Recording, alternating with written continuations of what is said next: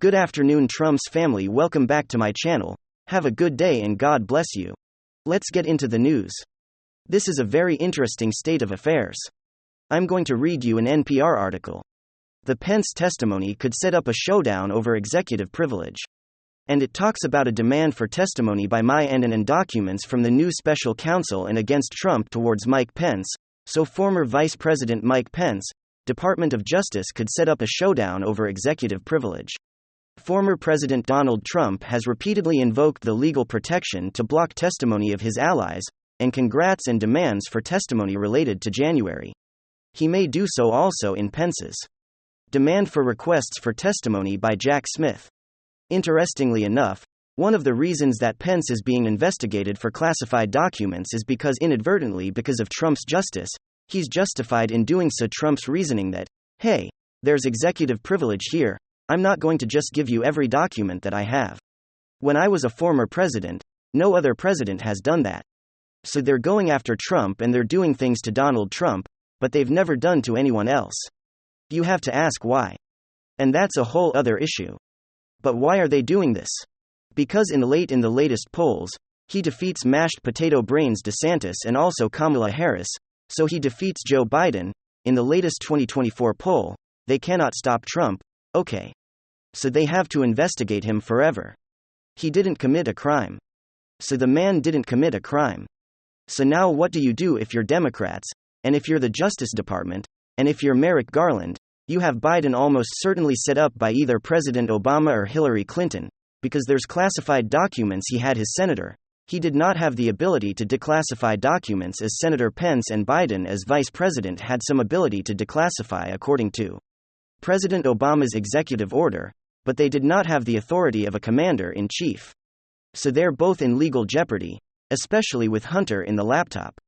And the New York Post reporting that shows clear violations of the law, felonies within those emails. You'd have to read the New York Post, and the specific emails. Every defense of Hunter and Joe never addresses the actual specific emails and the money flow. But with Pence, he is now brought into everything.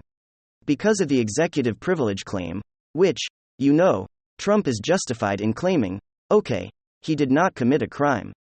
So Trump did not commit a crime in January, he didn't commit a crime with declassified records. They're going after him because they're desperate for the public relations. Okay, it doesn't take 7 years to indict somebody, it takes 7 years to try to torment them, and utilize the government against them. But folks, Pence always marketed himself as the good Republican, and he got the media coverage up until recently. Now he is brought into anyone close to Trump is going to be tormented and investigated. Being the good Republican is not a force field or shield from being investigated simply because you're within close proximity of Trump. There's no reason for Pence to have been investigated. Apparently they found classified documents. This whole thing emanates from Madam Secretary. I think Hillary will be the 24 nominee, but who benefits from all of this? You have to ask who benefits to do that to Hillary, called Merrick Garland? No, nobody is saying that. And if you're a wonderful, highly educated, morally superior liberal Democrat, God bless you. I'm voting Trump. And then this is some big news.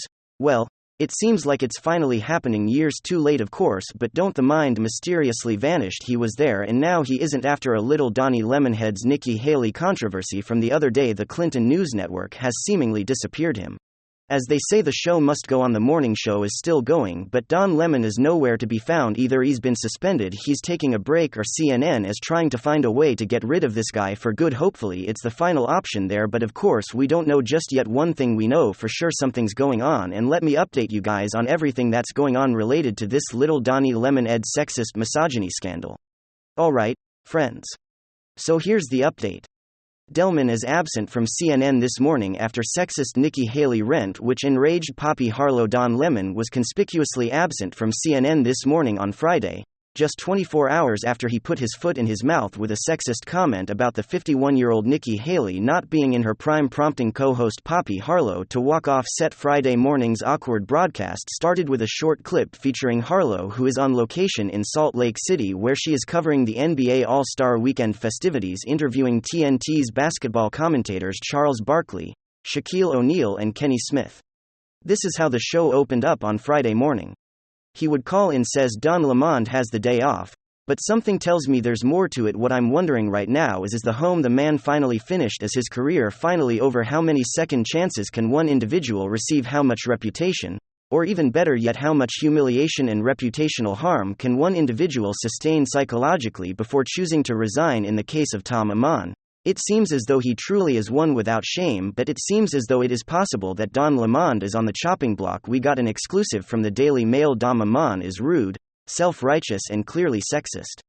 CNN Insider reveals there's so much pressure for the unpopular host to be canned after his disgusting comment about GOP Nikki Haley 51 as he takes the day off. It seems we're not the only ones who are rooting for Don Lemon's career downfall. It'd be a glorious threshold, a monumental day in the battle against fake news journalism. But while there's a lot of opium that Don them on, it's done honestly. I'm not so sure. We hear the left going on and on about supposed white privilege. Just the other day we were covering the new Disney Plus relaunch of The Proud Family, where they were essentially pushing the idea that white privilege is so powerful that old white men can essentially command police departments at will. But I personally have no experience with this concept of white privilege being used as a magic wand to get whatever you want in life. However, I have had a fair bit of exposure to the idea of black gay privilege. I think Don Amon is the greatest walking talking example of that exact privilege. No matter what this guy does, no matter what he says, no matter how much fake news garbage he spews, no matter how badly he verbally abuses his co-hosts and producers behind the scenes, no matter how many lawsuits get launched against him alleging he is another individual during a brief encounter at a bar, no matter what, Don Lemon seems to emerge unscathed. The guys in Tim Cook wrote, "It seems as though little Donnie Lemonhead is getting away with a simple apology," he wrote on Twitter. "The reference I made to a woman's prime this morning was inartful and irrelevant, as colleagues and loved ones have pointed out, and I regretted. A woman's age does not define her personally or professionally. I have countless women in my life who prove that every day. A very bland generic BS apology, frankly. That's all a little Donnie Lemonhead needs to clear the air and save his career. You'd think after this national controversy and after being suspended that he'd be maybe a little bit nervous, maybe put himself in a situation of solitude to deeply reflect, but no, of course not. What's little Don Lemonhead doing?" Embattled CNN anchor Don Lemon flees to Miami Beach amid Nikki Haley controversy. Guys unlimited heads to the beach for a little vacation in Miami. Just having a kale time, not a care in the world, not a worry in the world. Don Lemon probably knows something that we don't. Don Lemon probably knows that he's untouchable. He has a very special type of privilege. If anything happens to him, he can cry, he can scream, accuse his former employer of racist, homophobic discrimination. So he gets away with anything. He's untouchable. I mean, there has to be something to that, right? So many people were put on the chopping block at CNN recently. Little bribe Brian Stelter, who of course admittedly is much worse than little Donnie Lemonhead. Well, when he was on the chopping block, CNN swung remorselessly without even a single question, and he was instantly axed from the network.